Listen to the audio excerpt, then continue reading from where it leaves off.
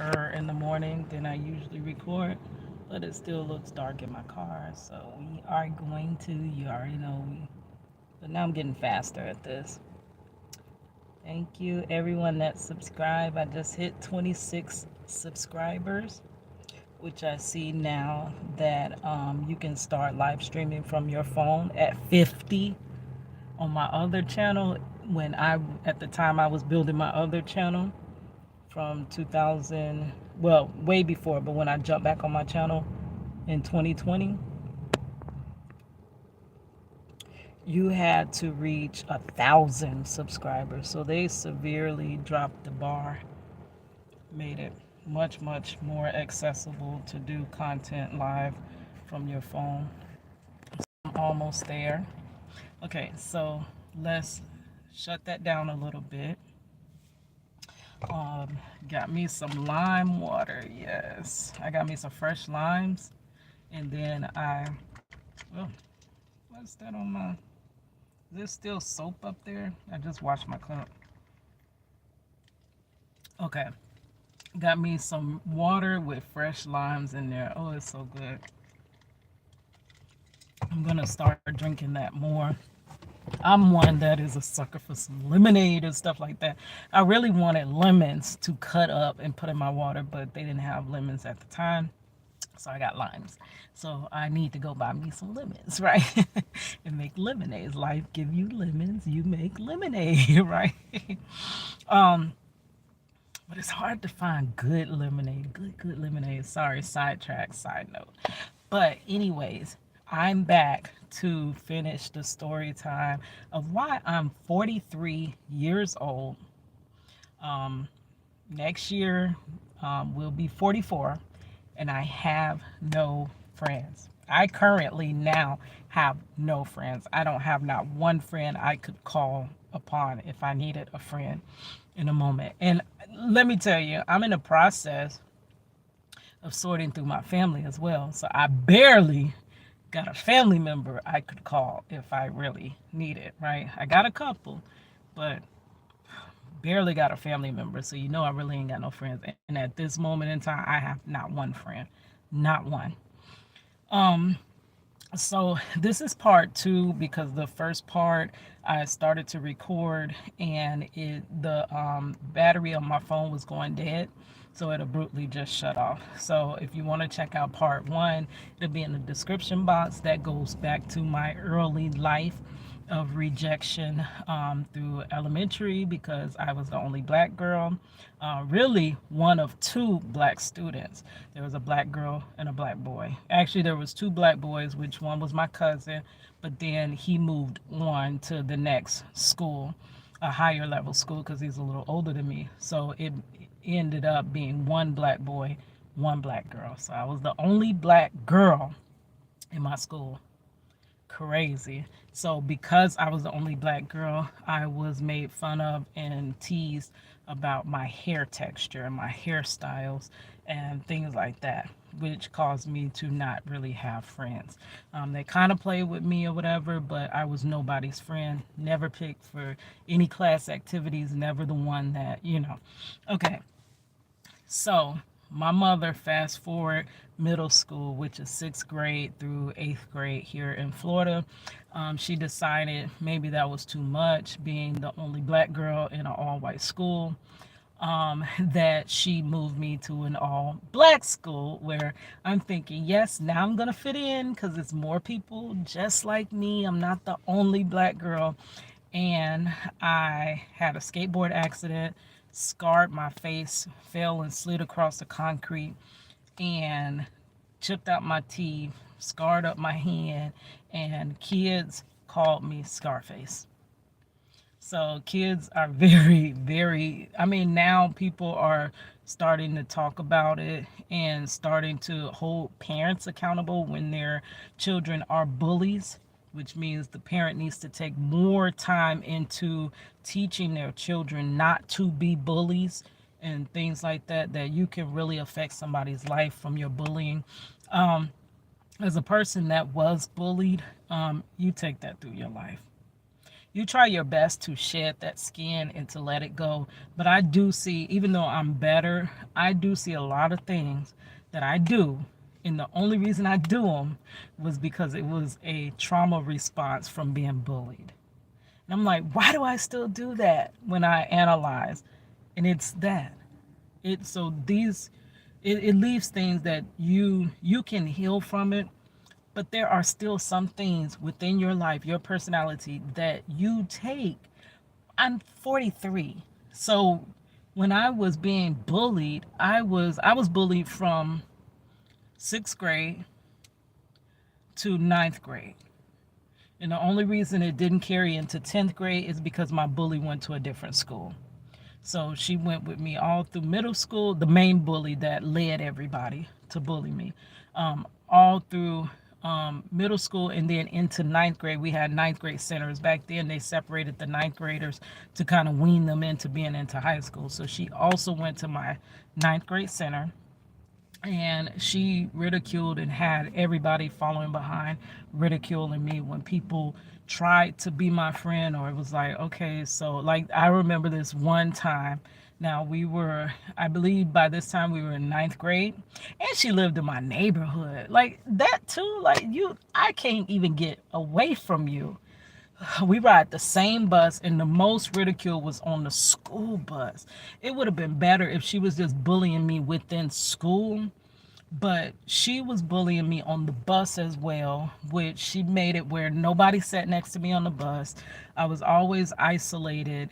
And I remember this one time a boy got on the bus, and he actually didn't ride that bus all the time. So he got on the bus and he proceeded to sit next to me. And she was like, "What? Y'all, they all of them was like, "You can't sit there. Don't sit there."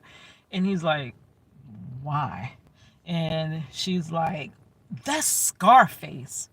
And he was like, "Well, isn't she still a female?" And they're like, "No, she's Scarface. Don't sit there next to her." So literally, I went through so much. So in middle school, it was hot. I'm sorry if the air makes noise. I try to turn it off so that it doesn't, interrupt so much, because sometimes it makes that humming noise in my background. Hold on a second, guys. And you could hear it when it translates over the when you hear it over the playback, it sounds like static, and I hate that static sound. So I got it on the lowest possible thing, so you may still hear it. I'm sorry if you do, but I try to record without it, but it's so hot. Even though there's an overcast, it's hot. Like Florida, we're in humidity and heat. Okay, so I was so in middle school, I was about to tell you something specific about it. I'm sorry, when I get sidetracked, sometimes I forget my thought. She went to my ninth grade center. I just told you the story about how she told the guy not to sit next to me. And she had everybody just bullying me and stuff like that. But the bullying did not carry on into 10th grade because she changed schools. If she had went to that high school, that would have been my whole middle school and whole high school being bullied. Like literally, oh my gosh. So praise God that she left and went to another school. Okay, so to rewind back a little bit, through middle school, I had two friends. Two. That's it. Two friends. That's it. And I do think they were real friends, but like I said, you cannot say a person's really your friend until your friendship has been tested. Okay, so there was this one girl. Her name, I'm just going to cut it down. Her name was Kima.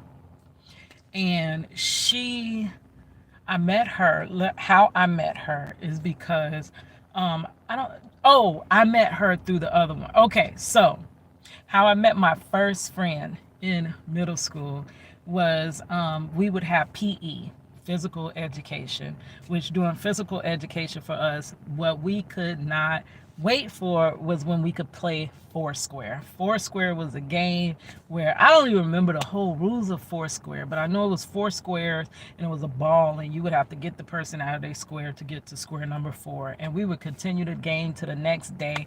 I'm square number 4 and this and that. So I used to play Foursquare, and there was this one girl, we're gonna call her Diane. Like, she literally would talk with me and this and that, and we were in band together, though I was the last seat clarinet, and I would sometimes battle and go up to the second to last seat. I remember this guy Steve, me and him went back and forth between last to second to last seat. I never got further than that. But she was in my band as well. She played clarinet as well. And she was all the way towards the front. She always was like in the front of the clarinets, and I was in the back, right?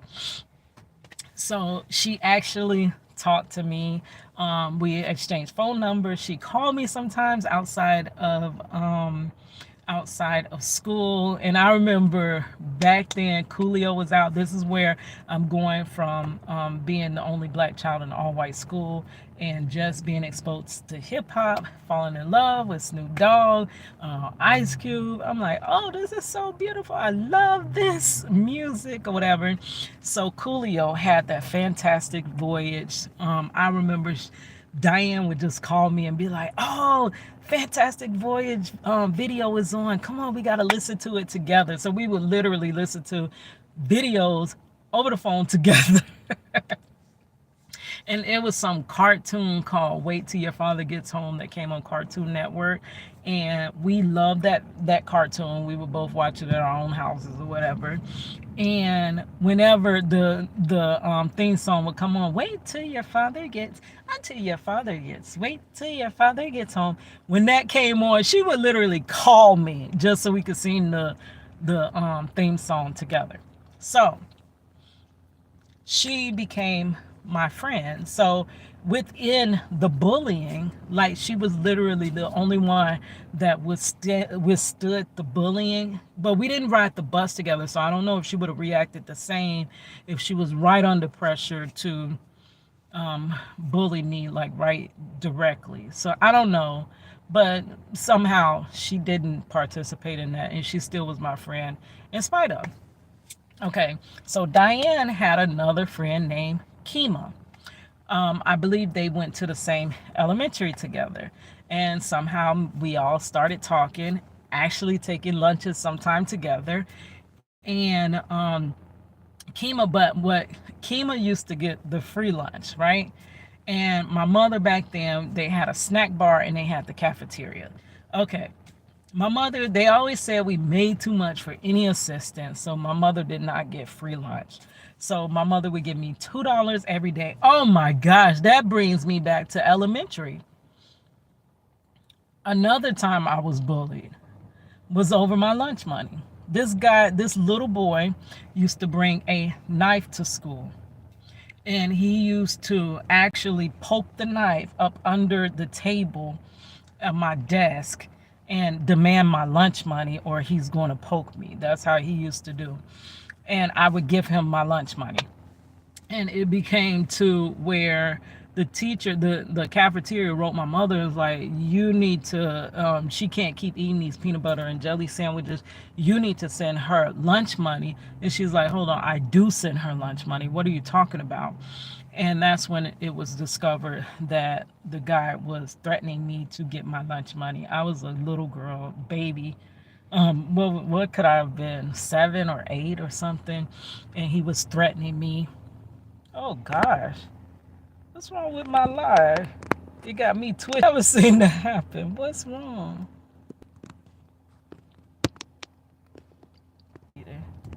Okay, so I guess it's not gonna give me the. I guess that's over. I don't understand that. I'm gonna have to start another video.